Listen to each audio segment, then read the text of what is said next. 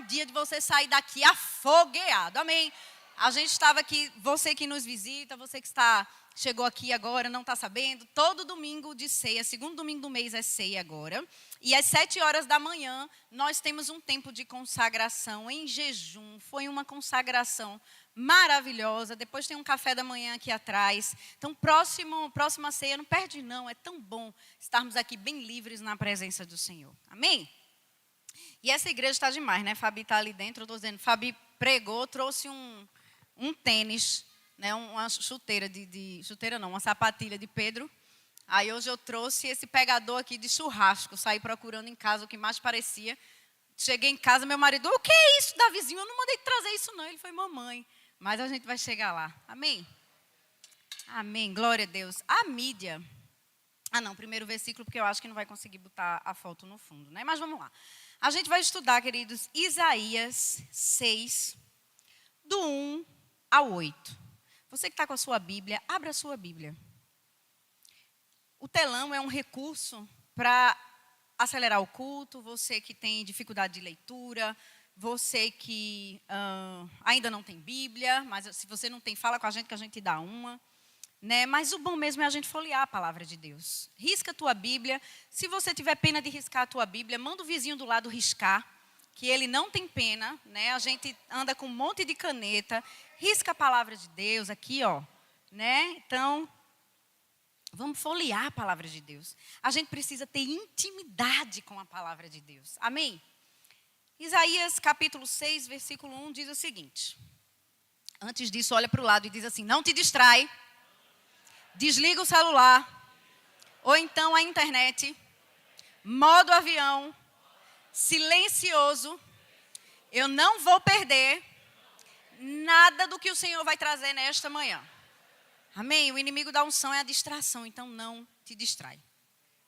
Isaías capítulo 6, versículo 1 diz: no ano da morte do rei Uzias, eu vi o Senhor assentado sobre um alto e sublime trono, e as abas de suas vestes enchiam o templo. Serafins estavam por cima dele, cada um tinha 6 asas, com 2 cobriam o rosto, com 2 cobriam os pés e com 2 voavam.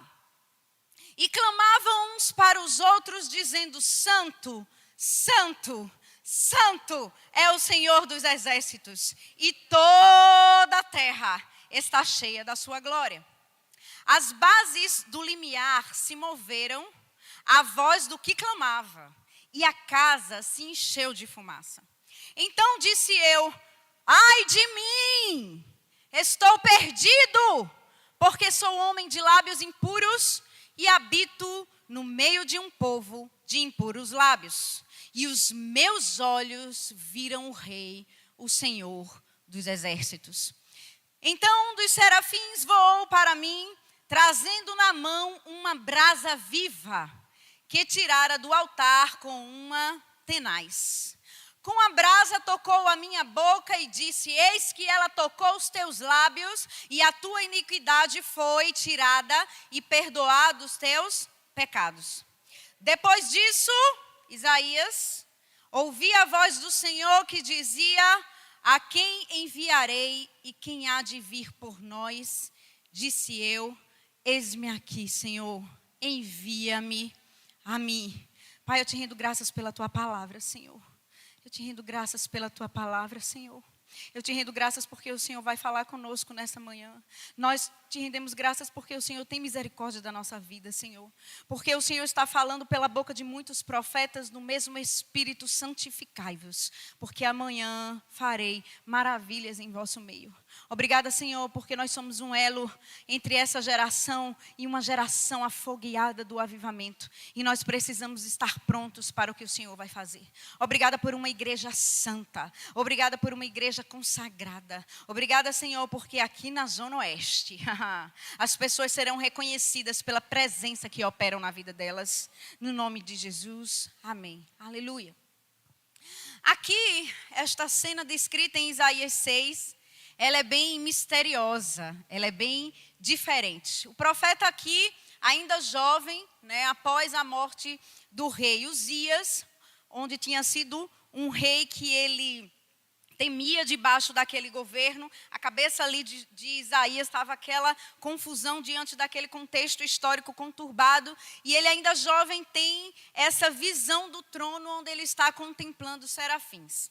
Serafins no hebraico diz saraf. Serafins é o plural de saraf no hebraico, que significa ardentes.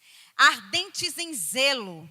Conhecidos por sua santidade, por sua adoração incessante. Em meio ao som de clamores, os serafins diziam: Santo, Santo, Santo é o Senhor dos exércitos e toda a terra está cheia da sua glória. Ele não olhava e dizia somente santo, era um superlativo. Quem lembra disso aqui em português? Era um superlativo, era um adjetivo, era uma qualidade que era muito superior, que ultrapassava o normal. Então toda vez que o serafim olhava para Deus, ele dizia santo, e a santidade se revelava e ele dizia santo, e a santidade se revelava e ele dizia santo. Porque a santidade de Deus, ela é superior ao que nós podemos exclamar, ao que nós podemos proclamar, a ponto dos próprios anjos não conseguirem falar somente uma vez. Porque todas as vezes que ele olha para Deus, a sua santidade é revelada. Levítico 11:44 diz: Porque eu sou o Senhor vosso Deus, portanto vos santificareis e serei santos, porque eu sou santo. E eu quero pisar aqui em cima deste primeiro ponto, uma santidade absoluta de Deus. Diga: Deus é santo. Apocalipse 4:8, Isaías 6:3 diz: Santo, santo, santo é o Senhor dos exércitos, toda a terra está cheia da sua glória. Apocalipse 4:8 diz: Santo, santo, santo é o Senhor Deus, o Todo-Poderoso, que era, que é e que há de vir. Santo, santo, santo é o Senhor Todo-Poderoso, que era, que é e que há de vir. 1 Samuel 2:2 diz: Não há santo como o Senhor, porque não há outro além de ti, e rocha nenhuma há como o nosso Deus. E eu gostaria que a mídia agora colocasse a imagem que eu mandei para eles, da cena aqui, né, mais ou menos ilustrada, de um serafim com uma tenaz tocando a boca de Isaías. Isso foi o mais próximo que eu achei de uma tenaz, para mostrar a vocês o que é. Uma tenaz é como se fosse uma pinça, algo que precisava, que o serafim precisava, na hora que ele pegou a brasa do trono de Deus e moveu para tocar a boca de Isaías. Agora presta atenção, o anjo é um ser celeste e ele estava nos céus, diante do Senhor. Mas por que o anjo precisou de uma tenaz para pegar a brasa do altar e levar para a boca de Isaías? É porque santidade se distingue até nos céus. Diga comigo: santidade se distingue até nos céus. Os anjos aqui tão flamejantes, tão embrasados, tão ardentes, entendiam que o que saía do trono de Deus não podia ser tocado de qualquer forma. Essa tenaz estava significando a reverência diante de um fogo divino. A reverência diante da criação e a reverência diante do Criador. A reverência diante do hebraico também, kadosh. O que é kadosh? Separado, consagrado, santificado, sagrado. Então, até nos céus, existe uma distinção entre a mais alta e sublime santidade do Senhor e do que os anjos podem fazer. Aleluia! Glória a Deus! Nem mesmo um anjo toca no que é de Deus sem temer. Este ano eu estava lendo a Bíblia novamente, a Bíblia toda, e às vezes eu fico começando o Novo Testamento, e às vezes eu venho lá do Antigo Testamento e a Bíblia toda, como eu estou fazendo neste ano. E quando eu passei por Êxodo 3:5, naquela passagem onde Moisés ver a sarça ardente se queimando, mas ela não se consumia. E ele foi lá e Deus apareceu em forma de teofania, que é quando Deus aparece em forma de anjo para Moisés. E quando Moisés chega lá naquela sarça, o anjo diz: tira a sandália dos teus pés, que o lugar onde você está pisando é santo. Amém? Lá em Josué 5,14 a cena se repete. Moisés veio antes de Josué e no seu chamado o anjo passa por este cenário existe. Lá na frente Josué 5,14, não precisa abrir. Mais uma vez, Josué vai iniciar o seu chamado e quando um grande anjo aparece, Deus aparece ali em forma de anjo para falar com Josué. Mais uma vez, aquele anjo olha para Josué e diz: tira a sandália dos teus pés, porque o lugar que você está pisando é santo. Qual é o lugar que é santo? É a presença de Deus.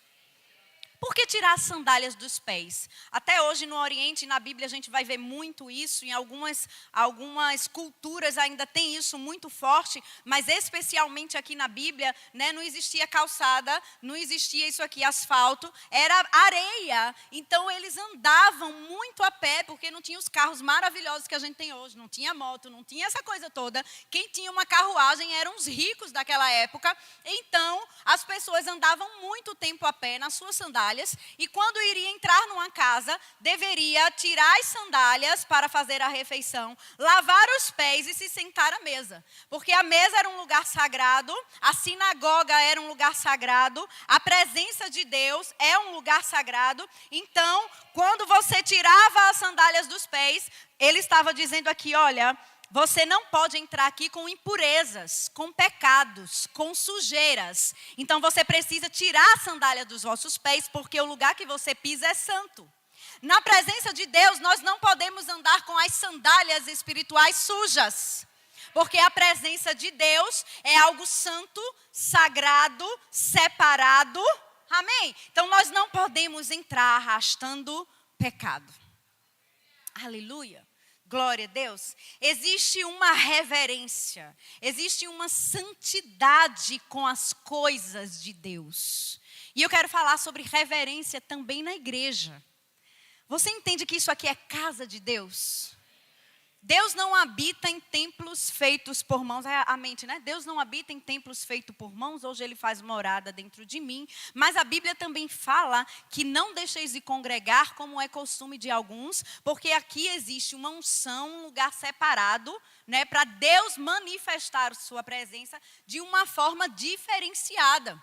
Nós não podemos tratar a casa de Deus como comum. Nós não podemos tratar isso aqui como shopping. Nós não podemos tratar como simplesmente um encontro de clube social.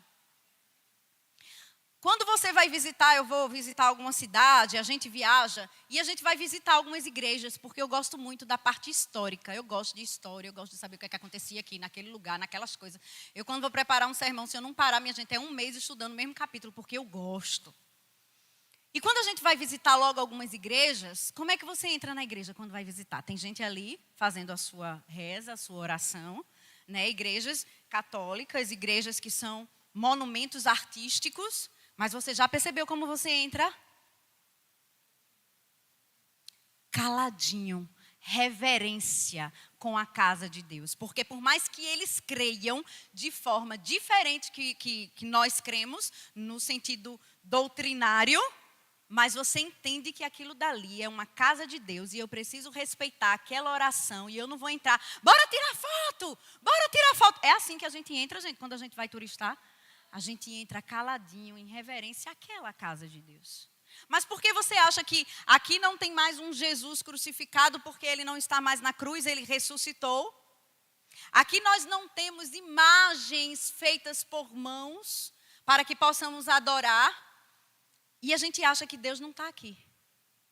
Porque nas outras igrejas a gente acha, não, a imagem aqui está me olhando, a imagem aqui está me olhando. Não. Deus está aqui. Você crê que Deus está aqui? Queridos, deixa eu te pedir um favor. Este é um ano de nos consagrarmos mais ao Senhor. Este é um ano de nos santificarmos mais ao Senhor. Nós temos oração nas quintas antes dos cultos. temos consagração às 7 da manhã. A partir de março teremos reunião de oração toda terça-feira à noite, exceto na terça do farol. Nós temos oração aqui sempre 10 minutos antes dos cultos. Quando você entrar, não fica conversando aí atrás não. Se o povo está aqui orando, a atmosfera já começou a ser preparada pela diaconia antes de você chegar. A diaconia ora por cada cadeira que você está sentado. Uma irmã está se consagrando com vida santa para poder chegar aqui e invocar a presença do nosso Deus. Você não deve chegar na igreja, queridos, enquanto estamos aqui orando. Pelelei, pelelei, pelelei, pelelei. E a pessoa aqui na frente orando. Se você não vai orar, fica lá fora. Não tem problema nenhum. Quer saudar o irmão? Fica ali. Nós não somos integrais na igreja. Então, todos os nossos aconselhamentos a gente faz antes do culto. Alguns pelos Meet e outros alguns dias de semana, mas sempre à noite. Nós não temos outro horário para fazer aconselhamento. Então, tem semana que a gente passa a semana na igreja, de manhã no Google Meet, aconselhando antes do culto. E é por isso que a gente não está aqui na oração. Às vezes a gente não está lá na quinta-feira, porque a agenda de aconselhamento já está fechada até final de março. É por isso que a gente não está aqui, mas a gente está em espírito, queridos. Você precisa honrar a irmã que está aqui orando. Você precisa honrar a casa de Deus. Nós precisamos ter ordem e progresso na casa de Deus. Porque não há progresso sem ordem. Não é porque você está aqui na igreja, muito pelo contrário, a igreja vai ser uma extensão da sua casa, mas a sua casa é bagunçada, aqui você vai aprender a arrumar. Porque a casa de Deus precisa revelar o próprio Deus de uma forma excelente. Se eu sou da diaconia, se eu sou do departamento infantil, se eu sou do louvor, se eu sou da mídia, nós temos que cuidar das coisas de Deus com excelência. A gente não vai deixar a igreja suja, a gente não vai deixar a diaconia embolando, a gente não vai deixar aquela sala de colaboradores que a gente fez com tanto amor, parecendo um sangue de Cristo em poder. A gente não vai jogar o microfone de qualquer jeito, não vai jogar os fios de qualquer jeito. Queridos, tudo que é adquirido aqui na igreja é com seu, olhe, suor. É seu dízimo e a sua oferta, mas acima de tudo, nós precisamos ter reverência aqui neste lugar. Essa igreja é fruto da tua fidelidade ao Senhor. Nós precisamos aprender a tratar com honra, com respeito a casa de Deus, queridos. Amém, amém. Proximidade das coisas de Deus não é permissão para fazer tudo. Todas as coisas me são lícitas, mas nem tudo nos convém. Às vezes a gente acha que o véu foi rasgado e a gente entra e está tudo bem de qualquer jeito. E termina que a gente não tem mais protocolo com as coisas do Senhor.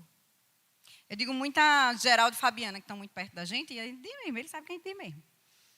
A gente diz assim, eu gosto muito de dizer isso para mim e digo isso para eles. Cuidado, que nós somos íntimos, andamos juntos, fazemos tudo junto, amém? Mas intimidade sem protocolo é precedente para desonra.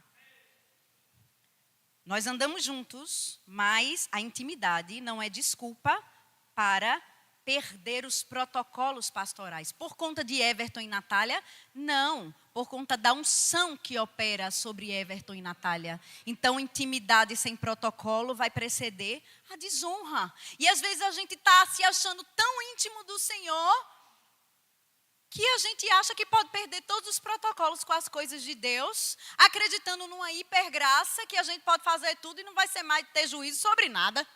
Não é isso que a palavra de Deus diz. Não é isso que a palavra de Deus diz. Lembra dos anjos? Santo, santo, santo. Querido, a santidade absoluta de Deus não cabe nas nossas palavras. Não cabem na nossa pequenez diante do Senhor. Ele é santo, Ele é santo, Ele é santo. E o segundo ponto que eu quero tratar é a santificação dos que se aproximam de Deus. Hebreus 12:14 na NVI diz: busquem a paz com todos e a santificação, sem a qual ninguém verá a Deus. Diga comigo, sem santificação, eu não verei ao Senhor. Existe uma santificação que nós chamamos de uma santificação posicional, que é aquela santificação de quando você recebe Jesus e você saiu do império das trevas para o reino do Filho do seu amor, então você é trazido, você é mudado de posição. Eu estava no império das trevas e agora eu sou santificado, justificado em Cristo Jesus. Então eu recebi a minha santificação posicional. Mas existe aquela santificação progressiva que vai acontecer em toda a vida do crente através da renovação da nossa mente, da renovação dos nossos hábitos, das nossas vontades, das nossas emoções, até chegarmos na santificação final, que é quando teremos o nosso corpo glorificado. Então, por isso que nós dizemos que fomos salvos, estamos sendo salvos e seremos salvos. Então, eu fui santificado posicionalmente. Eu vou passar a minha vida sendo santificado progressivamente, até ter o meu corpo glorificado na santificação final. Você está me entendendo? É uma jornada de santificação. Efésios 1:4 diz, porque Deus nos escolheu nele, antes da criação do mundo, para sermos santos e sem culpa diante dele. Fabiana leu aqui domingo de manhã, Hebreus 12:1-4, e ela trouxe uma ilustração e eu gostei muito, sobre, esse versículo fala de livrar-se de amarras de pecado que enrolam nos teus pés e te impedem de correr a carreira que Deus chamou. E ela pregou aqui, com os sapatos errados, você não vai chegar e correr a carreira na velocidade que você quer correr ou que Deus quer que você alcance. Mas no final desse versículo, eu fiquei tão impactada com essa ministração dela, que eu fui ler e fiquei em cima desse versículo. E tudo, o Senhor está falando pela mesma boca. Quem estava aqui no seminário de verão, eram os ministros pregando e eu mostrando a ministração assim para a Fabiana. Faz um mês, queridos, que eu estou fazendo essa ministração, que isso está no meu coração de uma forma muito forte. E lá no seminário de verão eu dizia, para aqui, Fabiana, mesma coisa. No final de Hebreus 12:1-4, e no final desse versículo diz, na luta contra o pecado, vocês ainda não resistiram a ponto de derramar o próprio sangue. Alguém aqui já derramou o próprio sangue para lutar contra o pecado? Então, queridos, a Bíblia diz que o Espírito milita contra a carne e a carne contra o Espírito, mas aquele que você mais alimentar é que vai vencer. E nessa luta contra o pecado, meu filho, se você ainda não derramou o sangue, e aqui ele está fazendo um exemplo, dando uma exemplificação dos soldados de guerra que lutavam até o fim, até derramar o sangue, nós temos certeza que ainda não estamos resistindo a esse ponto. E ele diz, resista até derramar sangue, é até o fim, é o sangue dando na canela e você lutando contra o pecado. Amém?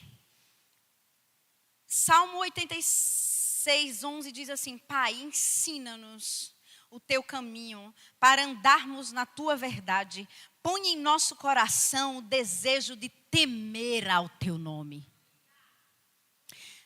Certa vez, John Bevere conta uma história de um pastor muito famoso, um pregador muito famoso nos Estados Unidos, que era amigo dele no sentido de ministério, e ele acompanhava e de repente ele fraudou os impostos lá americanos de uma forma assim grandiosa e terminou que ele foi preso.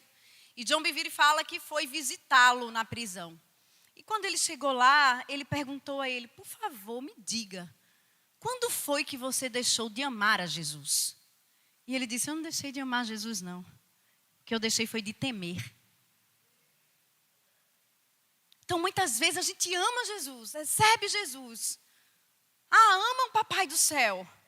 Mas esquece de temer. E essa cena aqui dos serafins,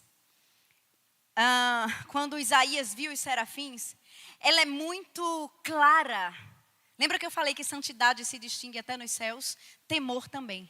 A Bíblia diz aqui, os serafins cobriam tinham 6 asas, com 2 cobriam o rosto, com 2 cobriam os pés e com 2 voavam.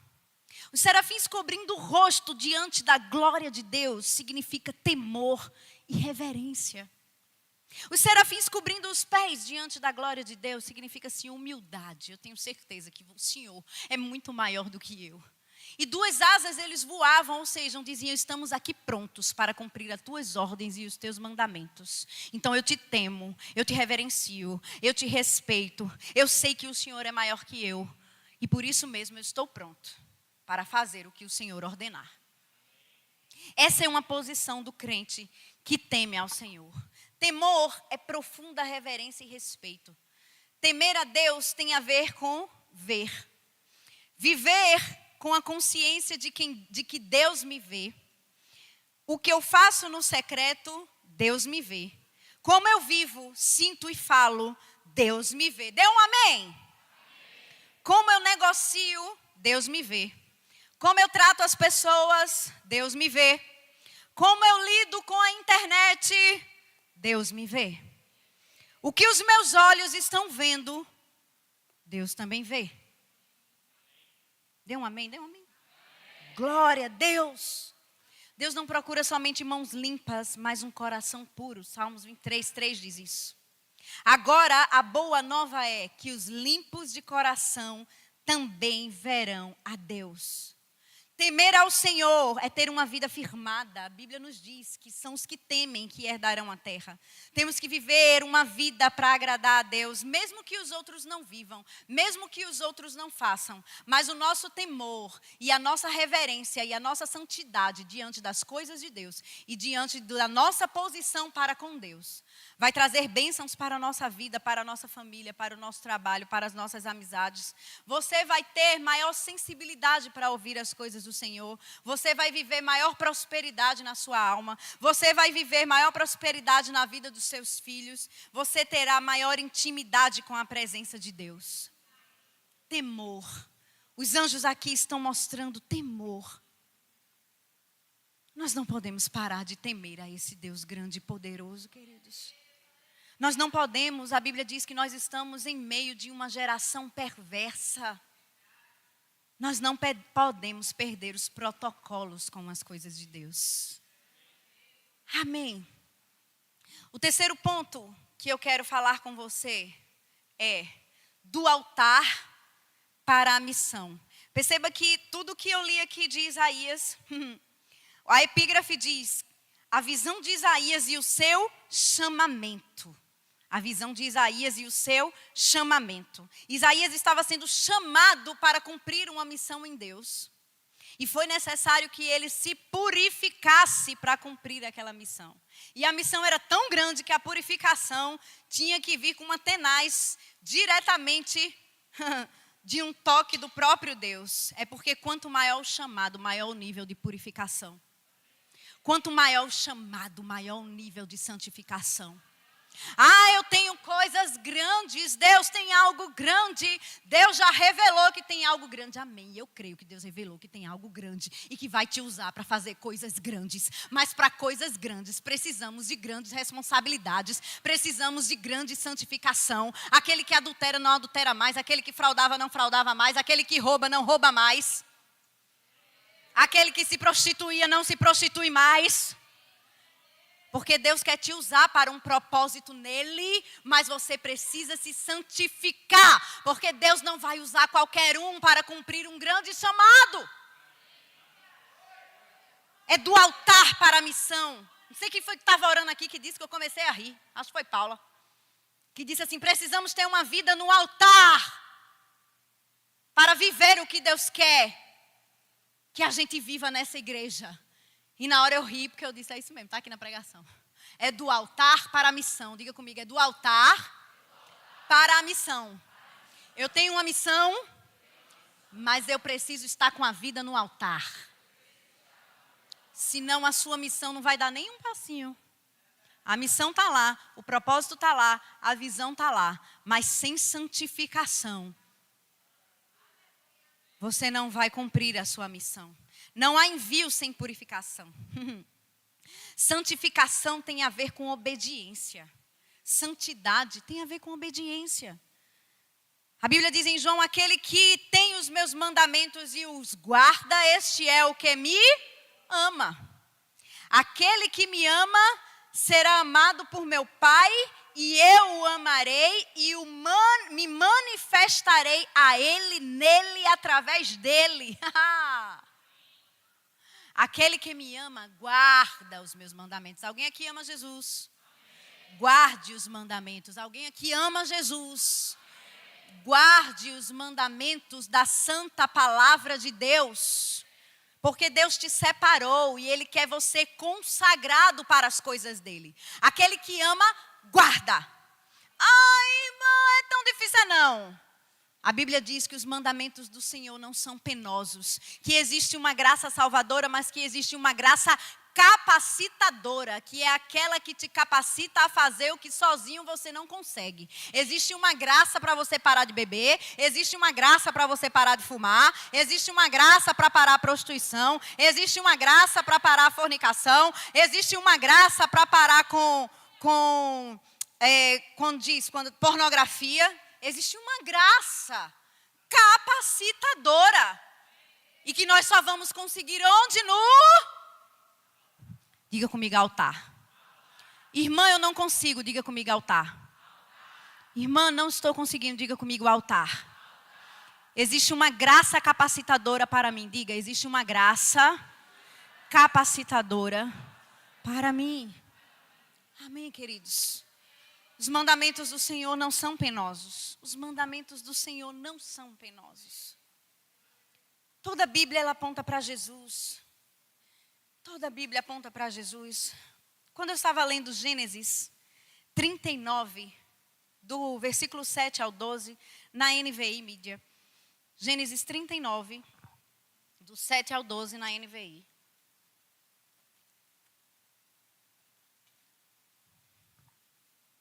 Fala sobre José e a tentação que ele teve com a mulher de Potifar. Quem lembra dessa história? Quem não lembra vai conhecer agora. Gênesis 39, 7 a 12 na NVI diz: algum tempo depois, a mulher do seu senhor começou a cobiçá-lo e disse: vem, deita-te comigo. E aqui, Deus me disse assim, o pecado da imoralidade, e Ele está falando aqui para crentes, não nasce do nada. A Bíblia diz que a mulher de Potifar, ela começou a cobiçar. Ela começou a gerar dentro da mente visões de como seria ela se deitando com José. Preste atenção. O pecado não nasce do nada. Não é assim, eita, pequei, puf. Não, não é assim. Estou falando para os crentes. Isso é culto para crente, amém? Mas a Bíblia diz, ele se recusou. Disse a mulher do seu senhor, meu senhor não se preocupa. Disse ele, a mulher do seu senhor, José, meu senhor não se preocupa com coisa alguma na sua casa. E tudo que ele deixou aqui, deixou aos meus cuidados. Diga comigo, mordomia. Tudo que você tem aqui foi deixado aos seus cuidados pelo próprio Deus. Porque não há nada que você tenha que não venha do Senhor. Não tem dinheiro que não venha do Senhor, não tem a sua família que não venha do Senhor, o seu carrinho que não venha do Senhor, a sua saúde que não venha do Senhor, a roupa que você está que não venha do Senhor, a sua respiração que não venha do Senhor. Não tem nada na sua vida, querido, por mérito próprio. Tudo vem do Senhor. Você é apenas um mordomo, dispenseiro fiel, cuidando das coisas que Deus lhe deu. E você precisa aprender a ser grato todos os dias pelas coisas que Deus te deu. E quando o pecado se aproximava, José olhou e disse assim, rapaz, tudo que eu tenho aqui, o meu senhor não liga não, deixou na minha mão. Plena confiança do rei para com José. E ele entendia isso. Ele era grato por isso. Ele reconhecia que nada vinha dele, mas vinha do próprio Deus, do próprio Senhor. Você está vendo alguma semelhança? Você está vendo que a Bíblia aponta para Jesus? Que a Bíblia aponta para mim, para você e para nosso plano de salvação? E ele está dizendo, minha filha, nisso aqui tudinho, olha. Senhor, meu rei deixou tudo aqui na minha mão.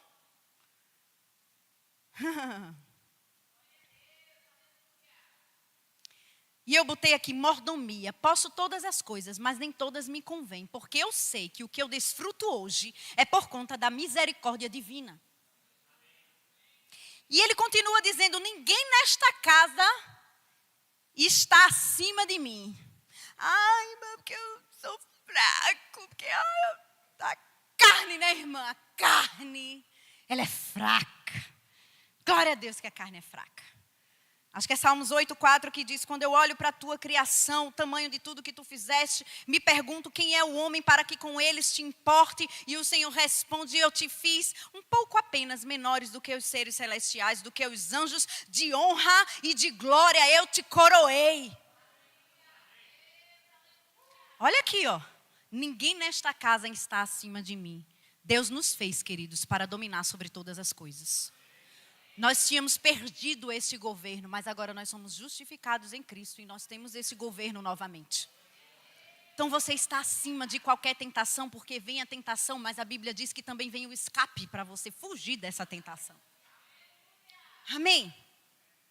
Ninguém nesta casa está acima de mim, ele nada me negou. Alguma semelhança? Presta atenção aqui agora. Ele nada me negou a não ser a senhora, porque é mulher dele. Vocês estão vendo alguma semelhança com o Éden? Eu estou aqui acima de tudo. Olha Adão no Éden. Eu estou aqui acima de tudo, acima de todo o jardim. Eu estou governando sobre todas as coisas. Só tem uma coisa que eu não posso tocar. A árvore ali, ó, no meio do jardim. Do conhecimento. Só tem uma coisa, minha senhora, que eu não posso tocar, que é a senhora, porque é mulher dele. Ele disse: eu estou te dando plenos poderes aqui, Adão. Eu estou te dando, Fabiana, Karen, Carla, todo mundo, plenos poderes. Mas tem uma coisa que você não pode tocar. É viver o fruto da desobediência. Porque quando Adão tocou e comeu daquele fruto, ele desobedeceu. Ele viveu o plano que Deus não tinha preparado para ele. Não era o plano de Deus para José dormir com a mulher do rei. Ele sabia que Deus tinha algo para ele. Ele sabia que tudo que ele estava vivendo era a recompensa do Senhor. E é por isso que ele continua. Como poderia eu então cometer algo tão perverso e pecar contra Deus? Ele reconhece que tudo que ele tinha vinha do Senhor.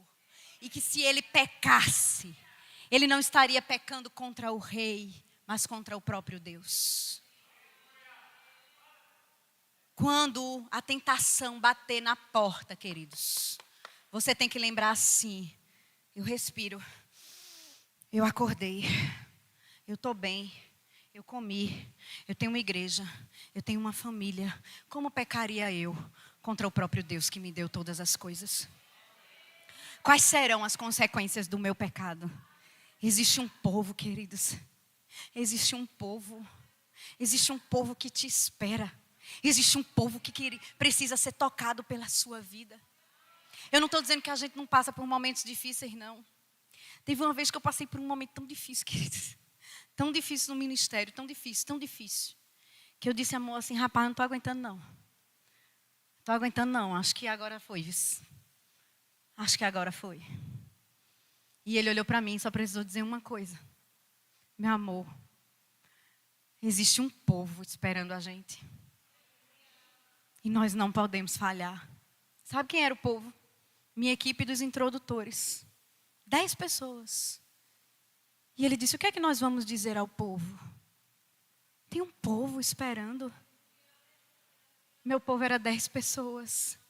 E eu entendia que eu não podia ser pedra de tropeço para 10 pessoas. E a pedra de tropeço ali não era um pecado, mas era uma desistência de viver o ministério. Porque eu estava passando por aquela prova que eu achava que não ia aguentar. Aquela prova da fé. E meu marido disse: existe um povo. E porque existia um povo, eu não desisti. E eu quero dizer, você pensa... ai, mamãe, eu não lidero nada não na igreja. Você pensa que não tem ninguém te olhando. Você pensa. Tem gente te olhando na igreja, tem gente te olhando na escola, tem gente te olhando na faculdade, tem gente olhando teu casamento, tem gente olhando você trabalhar. Ou porque você acha que quando o negócio acocha no trabalho, o povo corre tudo para os crentes? Porque ninguém quer ser crente, mas corre tudinho para os crentes. Porque você influencia pessoas, porque foi para isso que você nasceu, para brilhar. Brilhar o quê? O brilho de Jesus. Como poderia cometer algo tão perverso e pecar contra Deus? Temor. A quebra de santidade é desobediência a Deus. O versículo continua. Gente, olha o Éden, minha gente. Olha a salvação. Aleluia. E eu disse, meu Deus, eu passei já 1000 vezes sobre esse versículo e nunca tinha visto isso. E é por isso que a palavra sempre se ilumina e se revela. Assim, versículo 10. Embora ela insistisse com José, dia após dia, a Bíblia diz que o diabo anda em derredor. Pai nosso que estás no céu, santificado seja o teu nome. Venha a nós o teu reino, seja feita a tua vontade, aqui na terra como no céu. Pão nosso de cada dia dá-nos hoje.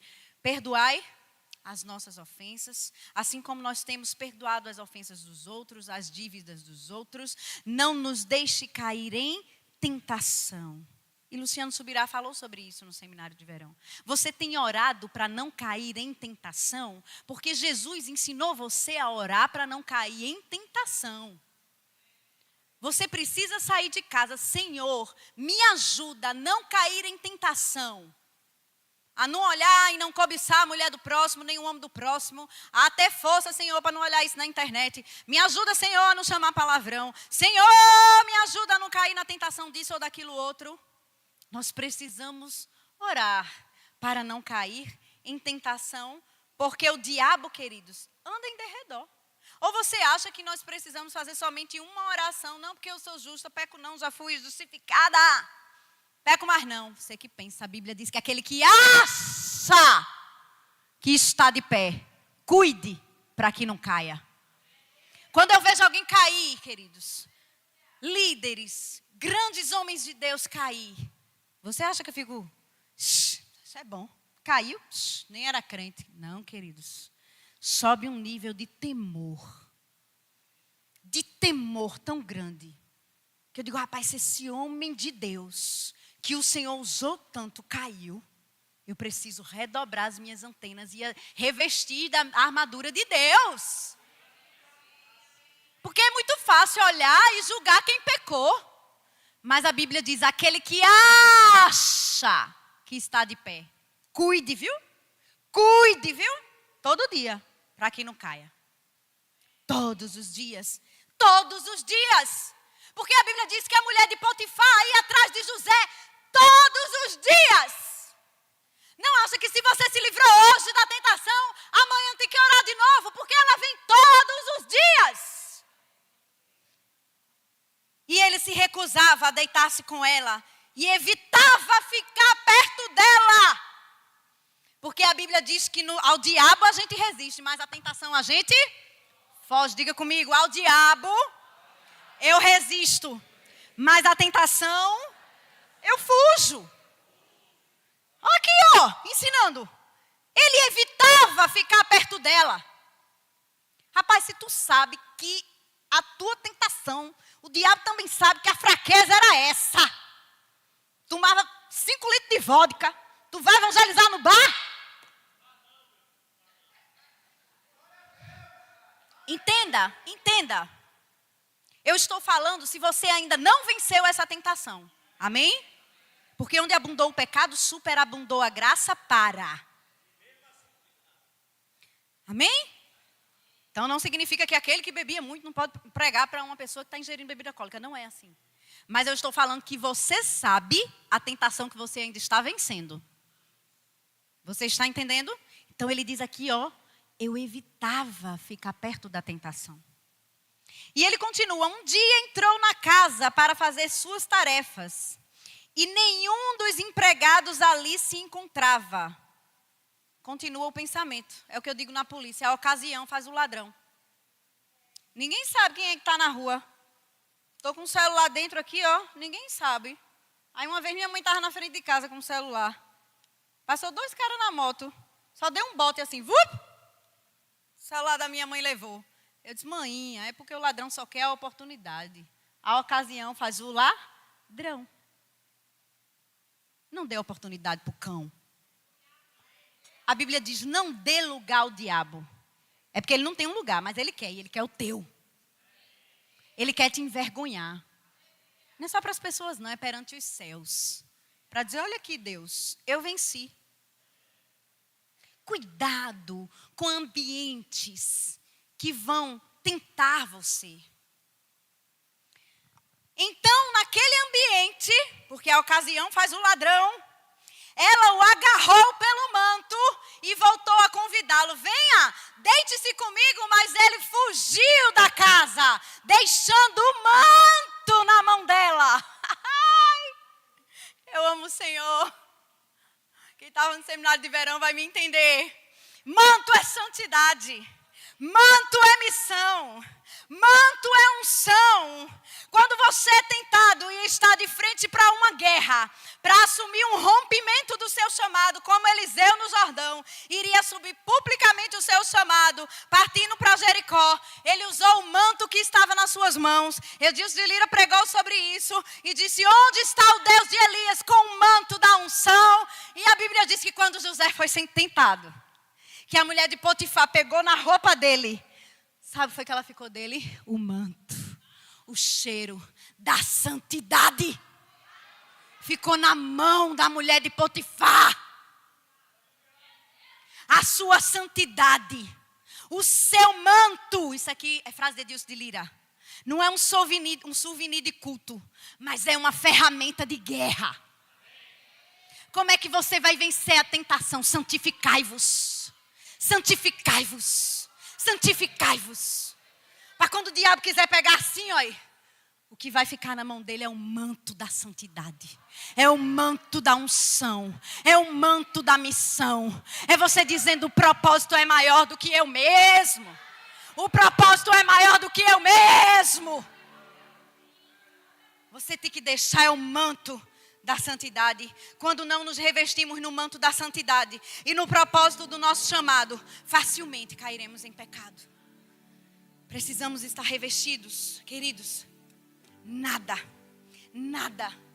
A Bíblia diz que nada no hebraico e no grego é nada. Hebreus 4:13 diz que nada,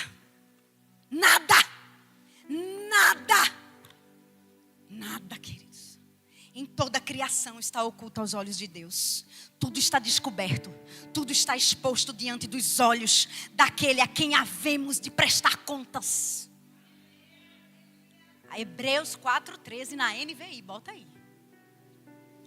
A palavra é que liberta, não sou eu que estou dizendo não. Nada em toda a criação está oculto aos olhos de Deus. Tudo, porém, está descoberto e exposto diante dos olhos daquele a quem havemos de prestar contas. A Bíblia está dizendo, não é só que Deus está vendo não, queridos. É que nós vamos prestar contas a Ele.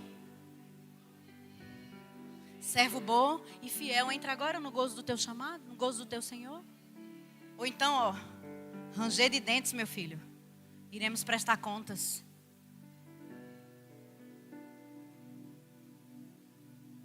A gente tem vivido um tempo de tantos escândalos, de tantos líderes caindo. E eu estava orando sobre isso. Enquanto eu preparava essa ministração, o Senhor está falando, Quando eu cheguei quarta na reunião de supervisão, o Senhor subirá santidade de líderes. E o Senhor me lembrou aquela passagem em 1 Coríntios 5:11, não precisa abrir, onde Paulo vai resolver uma questão na igreja de um homem que estava deitando com a madrasta dele debaixo de imoralidade sexual. E ele disse, será possível que não tem ninguém aqui que resolva isso? Nós não podemos tratar o pecado como comum. Não deixe o pecado se instalar dentro da igreja. Sabe o que é isso? É Deus revelando para não deixar o pecado instalado dentro da igreja. E nessa mesma hora o Espírito Santo me disse, e Paulo diz assim, pega ele, expulsa da igreja, entrega a alma a Satanás para ver se o Espírito se salva naquele dia. E Deus está dizendo, eu estou revelando, mostrando, entregando a alma deles a Satanás para ver se o Espírito deles se arrepende e ele é salvo naquele dia.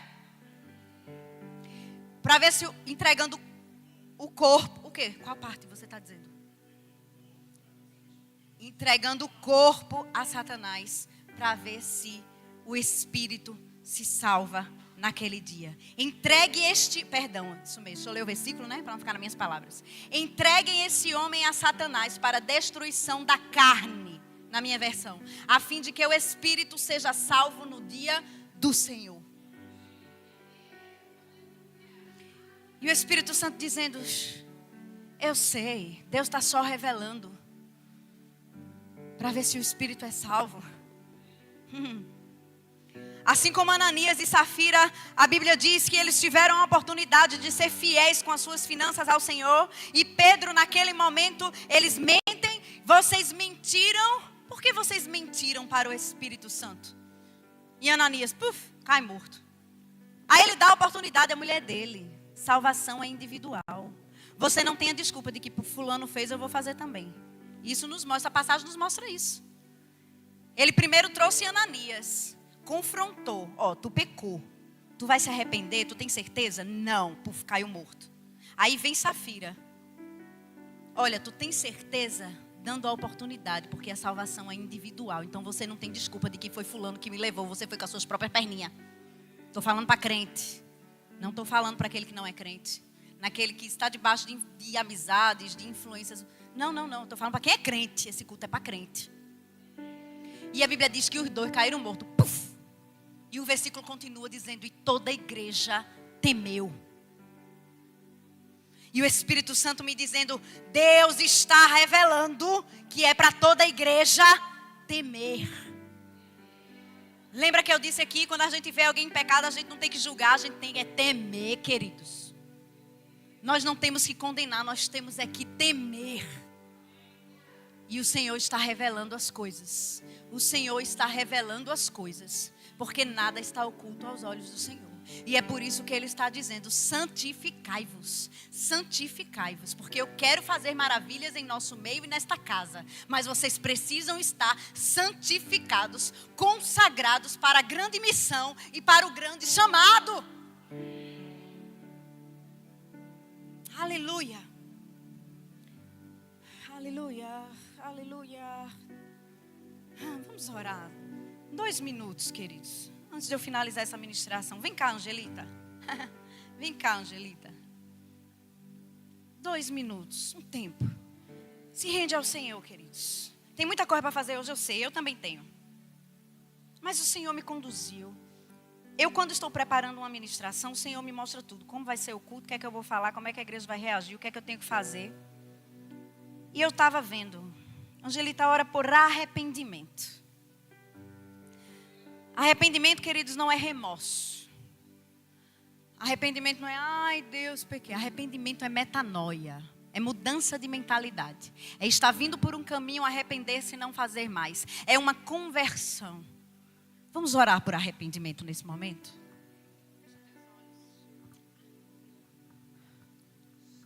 Aleluia. Glórias a teu nome, Senhor. Santificai-vos, porque sem santidade ninguém verás a glória de Deus. Pai, nós nos arrependemos nessa manhã, Senhor. Nós nos arrependemos, porque nós não estamos olhando para Ti como devemos olhar, Pai. Estamos vivendo uma vida, Senhor, aleatoriamente, sem saber o que está fazendo na nossa vida, Pai. A Tua palavra diz que aquele que está em pé, cuide para que não caia. Pai, em nome de Jesus, livra-nos das tentações, Senhor. Livra-nos do mal. Livra-nos de corromper, Pai. Livra-nos de sair fazendo coisas que desagradam ao Senhor, pensando que ninguém está vendo, Pai. Tu estás vendo tudo, tu enxerga tudo, Pai. Oh, Senhor, a Tua palavra diz que tudo que nós façamos como se estivesse fazendo ao Senhor. Pai, em nome de Jesus, nos ajuda, Senhor. Nos ajuda a andar em santidade. Nos ajuda, Senhor. Coloque, Pai, a Tua tenaz em nossa boca, para que nós não falamos coisas torpes que venham desagradar ao Senhor, Pai. Que nós tenhamos mais reverência com as coisas do Senhor, Pai.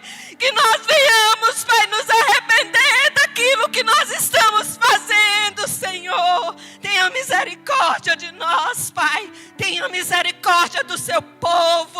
Tenha misericórdia de nós, Senhor. Não queremos cair em tentação. Não queremos desagradar ao Senhor. Porque a tua palavra diz que os olhos do Senhor passeiam por toda a terra, buscando aquele a quem o Senhor quer abençoar. Oh, aleluia, Pai. Derrama sobre nós o espírito de reverência, de santidade ao Senhor, Pai. Santidade ao Senhor, porque Tu és santo, Tu és santo, Tu és santo, santo, santo, santo é o Senhor. Aleluia. Obrigada, Pai, por nos arrependermos, por essa noite, essa manhã de exortação. Exortação ao Senhor. Exortar é chamar para si, chamar para perto. É o que o Senhor está fazendo conosco nesta manhã, chamando-nos para mais perto do Senhor, chamando-nos para perto do Senhor. Oh, aleluia. Oh, Senhor, Tu és santo, Tu és santo, Tu és santo, Tu és merecedor de toda glória, de toda honra, de todo louvor, porque Tu és aquele que é, aquele que era e aquele que há de vir, o Todo-Poderoso, o grande El Shaddai. Oh, maravilhoso Conselheiro, Deus forte, Pai da eternidade, Príncipe da paz. Oh, aleluia, aleluia. Nos arrependamos, Senhor. Nos dê, Senhor, espírito de arrependimento. Nos dê, Senhor, espírito de arrependimento. Nos ensina, Senhor, a andar uma vida de louvor e santidade a Ti, porque Tu és santo, Tu és santo, Tu és santo, Tu és santo, Tu és santo. Oh, não há outro Deus como Tu, não há outro Deus como Tu. Aleluia, aleluia, aleluia. Oh, aleluia, aleluia.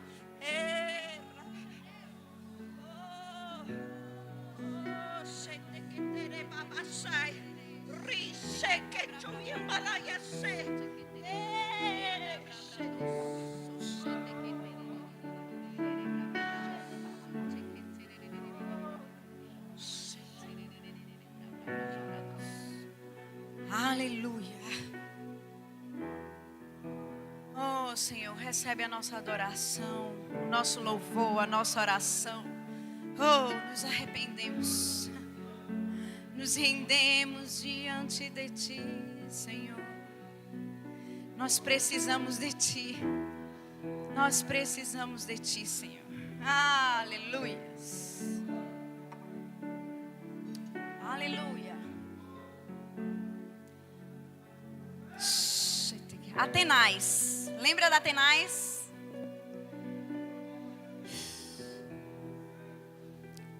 Atenais servia como uma mediação.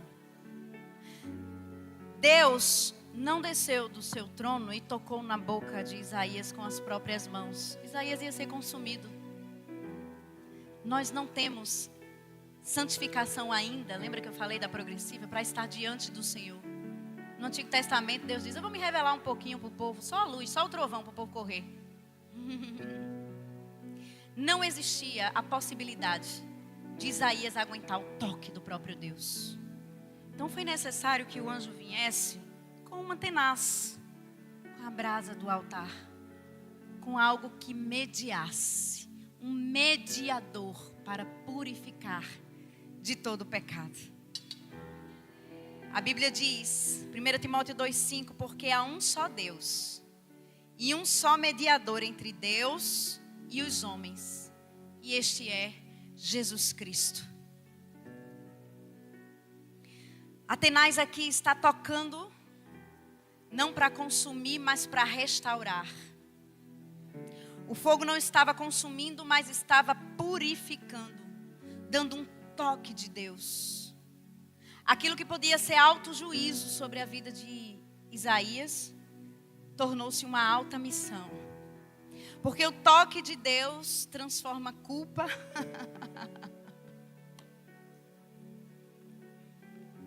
em chamado.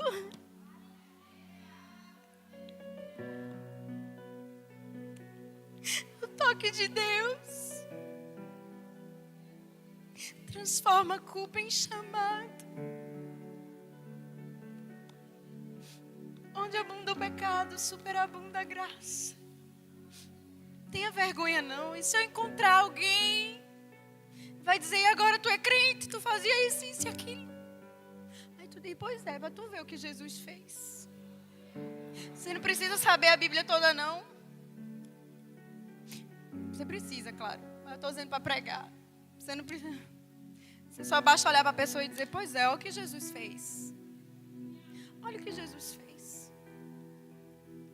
O Senhor transforma a culpa em chamado. Mas para a missão do Senhor, nós precisamos de um mediador. E esse mediador é Jesus Cristo. Não, queridos, não há imagem. Não há outro nome que faça você se achegar a Deus. Nós precisamos do Senhor Jesus para isso. Nós lemos aqui a palavra de Deus. Não há outro, querido, que possa ser o nosso mediador. Se existe alguém aqui nessa manhã que já quis tocar a Deus tantas vezes, mas não conseguiu. Jesus está dizendo assim, olha, eu sou o mediador. Eu sou o mediador. Eu sou aquele que você pode tocar em mim. Eu te levo. Eu te justifico. Eu limpo os teus pecados. Eu transformo culpa em chamado.